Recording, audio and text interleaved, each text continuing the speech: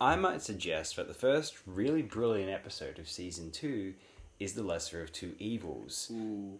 This is an interesting episode wherein another bending unit whose personality, as we might expect, just because it's the same sort of model or extraordinarily similar, has the exact same personality as Bender.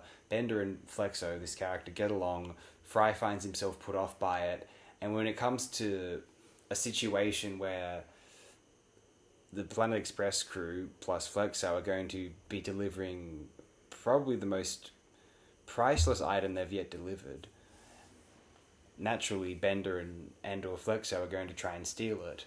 Now, I've always found it interesting because I don't know whether, to this day, I don't know if the writers know, whether Bender and Flexo are teaming up, planning to steal the tiara separately, who was selling who out. I don't know what was going on there, but I've always found that, Fry kind of getting a real taste of who Bender actually is, because, Bender can only treat Fry so cruelly when he's his buddy, but when there's another buddy and then Fry becomes kind of a target to laugh at, Bender's, true intentions come out. Like, Amy and Leela and the rest of the crew, they don't think there's anything that wrong with Flexo. They don't think Bender's gotten worse or anything. They just see this as is, and it is Fry's jealousy at the end of the day. I find that it's a great Fry and Bender episode, I feel, and every joke is amazing. The old New York Pastorama is phenomenal. Fry's line about how his girlfriend used to have one of those cars, but actually it wasn't his girlfriend. His girlfriend's, it was her dad's. And, she wasn't really his girlfriend. She just lived next door and never closed a window. Leela reminds Fry that he ought to finish his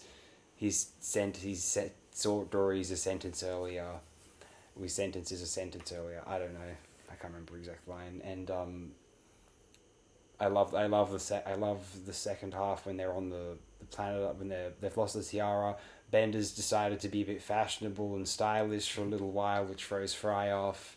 And then the episode concludes with Fry making out with a radiator from the radiator planet. I consider this a major classic. This may be the episode I've seen the most due to us owning when I was a kid, we owned the season 2 disc 2 DVD, and then we got the season 2 disc 3 DVD, and then we got all of season 3.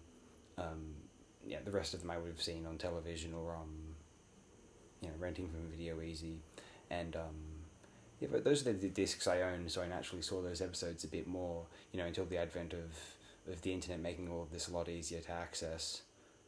I've been hogging the microphone, but now I'd like to hear, those are my preliminary thoughts on the lesser of two evils. How about yourself? This is the lesser of two episodes. In as far as the head of the polls, this can't be more classic than that. That is a good episode. That's the first classic of this season. And this one, I've always thought was one of the funnier episodes in the season, but I don't know, it always annoyed me in a weird way, perhaps similar to what you're describing in other episodes, of them being like sitcom plots related to characters and whatnot. Mm. However, this episode is fairly clever, thinking about it now. Like you mentioned before, ultimately it is Fry's jealousy that's like the foil of the episode, but it's very, very like cleverly set up.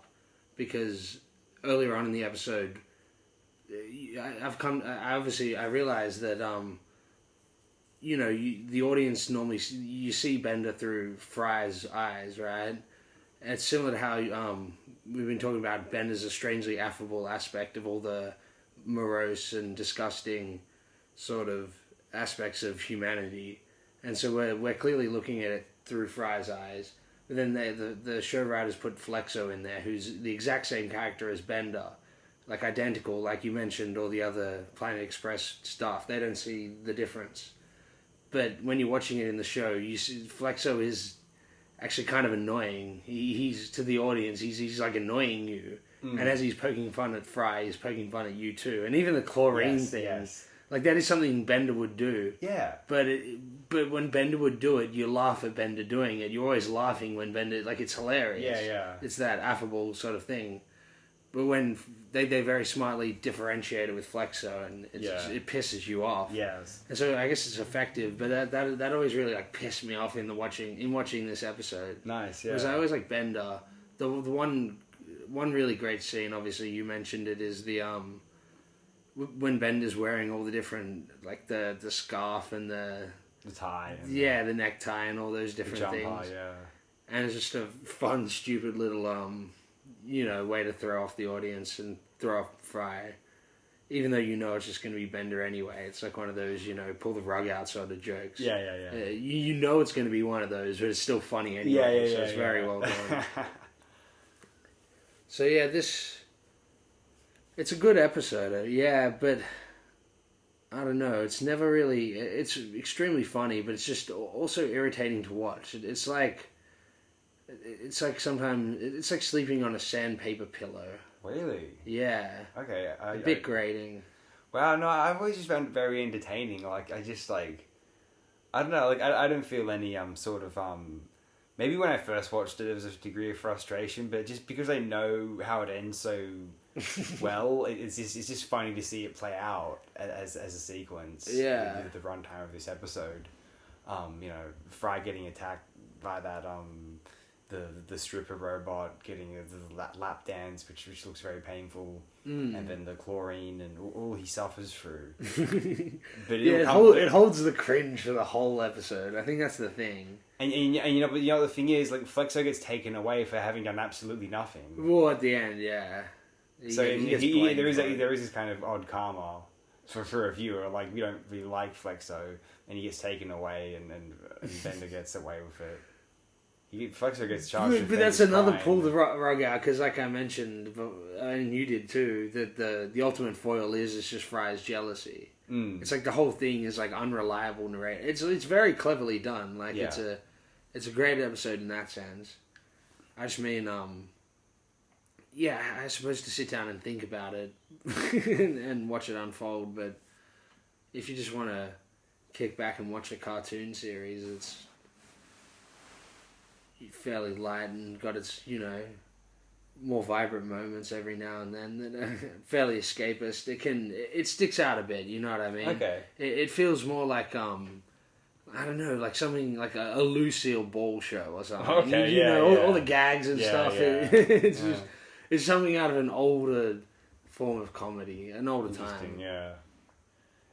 Yeah. One thing this episode has going for it, I feel, is a fun yet unobnoxious, unobtrusive Zach Brannigan appearance.